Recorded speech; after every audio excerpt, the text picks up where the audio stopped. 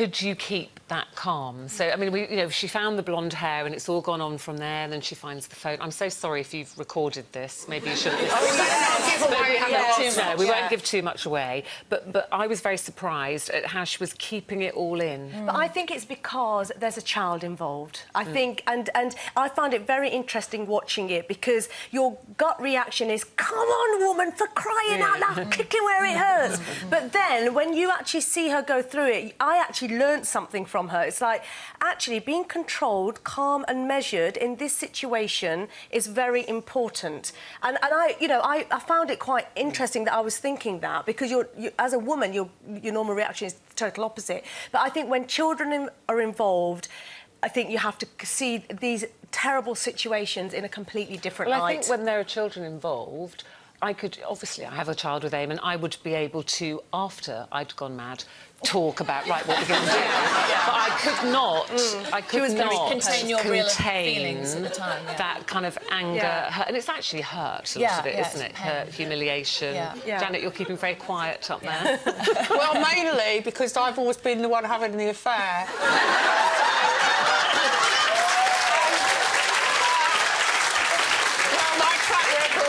Public knowledge.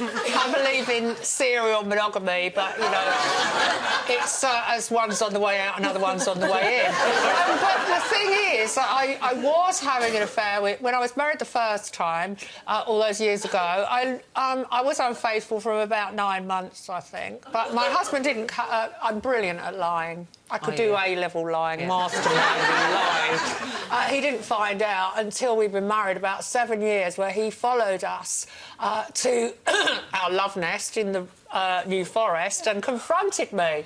And I said, oh, we're doing an interview.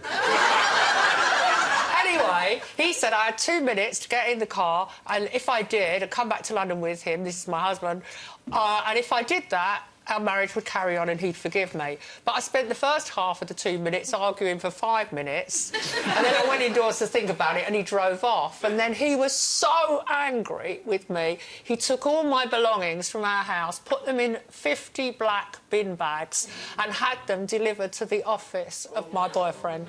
Oh, good one. So the whole reception area was my belongings. You're saying with a smile on your face, Janet. Well, it's just a comic moment, because, it happens. But why didn't you just say to him, like... Well, what do you mean, sorry? Why didn't you just say, I'm having an affair? Why didn't you just say, I'm having an affair, and it's over? Yeah, well, that happened with the third husband as well.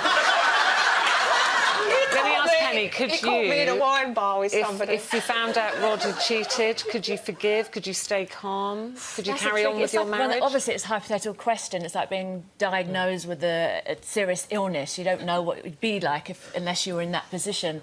But I remember a previous relationship I was in, and it was going wrong. And rather than running off with someone else, I actually said to my partner, look, we need to fix something. It's obviously going wrong because I'm feeling very attracted to somebody else. And his reaction was, are you sleeping with him? I'm like, what's that got to do with it? I'm trying to tell you that I recognise that there's something wrong with our relationship. So there's me trying to be open and honest right from the beginning. Oh, God, I couldn't even do that.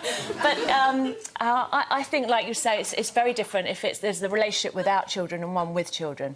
Could you stay? I mean, again, hypothetically, obviously, if you found out Rod had cheated on you, could you stay for your boys and continue that marriage? I know for one that trust would be gone immediately, and the relationship would never be the same again.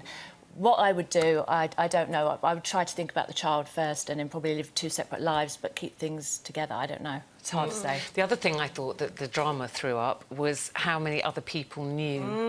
And that, I think, is very difficult to deal with.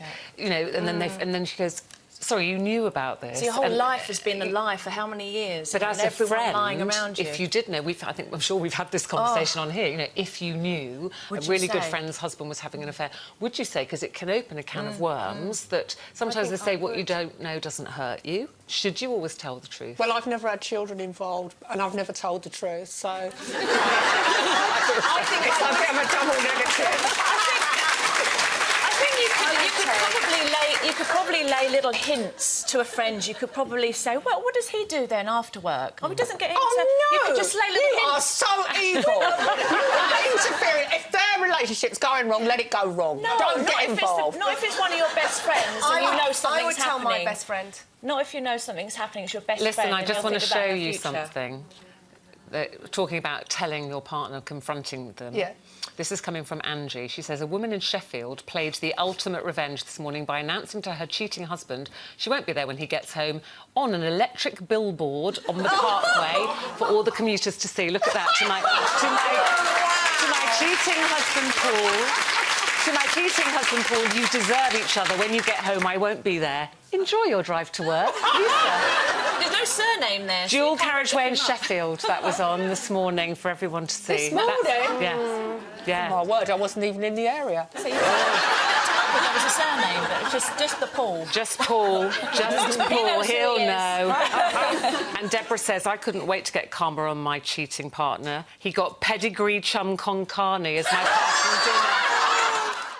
JSP Mishblow Grout. When Janet arrived today, she announced she was in a fabulous mood. Fabulous mood. And this is it. I've got the sunny top on. Hideous little children and teenage beggars. So many lies, I don't really know what's the truth about it. 20 years of my life, because obviously I told all the husbands and the boyfriends different lies about each other, so it's hard to separate myth from reality.